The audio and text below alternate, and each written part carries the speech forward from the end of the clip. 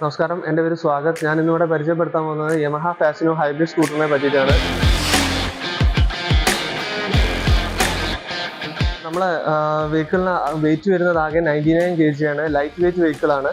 നമുക്ക് നമ്മളെ ഹൈബ്രിഡ് സ്കൂട്ടറിൽ ഒരു ഓട്ടോ കട്ട് ഓഫ് ഫീച്ചർ വരുന്നുണ്ട്. ഈ ഓട്ടോ കട്ട് ഓഫ് ഫീച്ചർ നമുക്ക് നോർമലി വണ്ടി ഐഡിലിംഗ് നിൽക്കുമ്പോൾ എന്ന് വെച്ചാൽ നമ്മൾ എവിടെ നിർത്തിയിട്ടുണ്ടെങ്കിൽ വണ്ടി ഓട്ടോമാറ്റിക് ഓഫ് ആവുന്നതായിരിക്കും. പിന്നീട് നമ്മൾ ജസ്റ്റ് ത്രോട്ടിൽ കൊടുത്താൽ തന്നെ വണ്ടി സ്റ്റാർട്ട് ആവും. സെപ്പറേറ്റ് ആയിട്ട് നമ്മൾ ഇഗ്നിഷൻ കീ യൂസ് ചെയ്യേണ്ട ആവശ്യം വരുന്നില്ല. നമുക്ക് വേറെ തന്നെ സ്കൂട്ടറിൽ side stand cut off feature വരുന്നുണ്ട്. അതൊരു സേഫ്റ്റി ഫീച്ചറാണ്. അത് നമ്മൾ വണ്ടി സ്റ്റാർട്ട് ചെയ്തിട്ട് ഇപ്പോൾ ഐഡിലിംഗിലാണ് നിൽക്കുന്നത് വെച്ചിട്ടുണ്ടെങ്കിൽ നമ്മൾ സൈഡ് സ്റ്റാൻഡ് തട്ടിയിട്ടുണ്ടെങ്കിൽ അപ്പോൾ തന്നെ വണ്ടി ഓഫ് ആവുന്നതായിരിക്കും. മുമ്പുണ്ടായിരുന്ന BS4 മോഡൽസിനെ അപേക്ഷിച്ച് നോക്കുകയാണെങ്കിൽ നമ്മൾ BS6 വന്നതിന് ശേഷം BS6 OBD 2 വന്നതിന് ശേഷം കംപ്ലീറ്റ്ലി ഇതിന്റെ മോഡൽ അതേപോലെ തന്നെ ബോഡി ഷേപ്പും അതേപോലെ നമ്മളെ ഹെഡ്ലൈറ്റിലും എല്ലാത്തിനും നല്ലൊരു ചേഞ്ച് തന്നെ വന്നിട്ടുണ്ട്.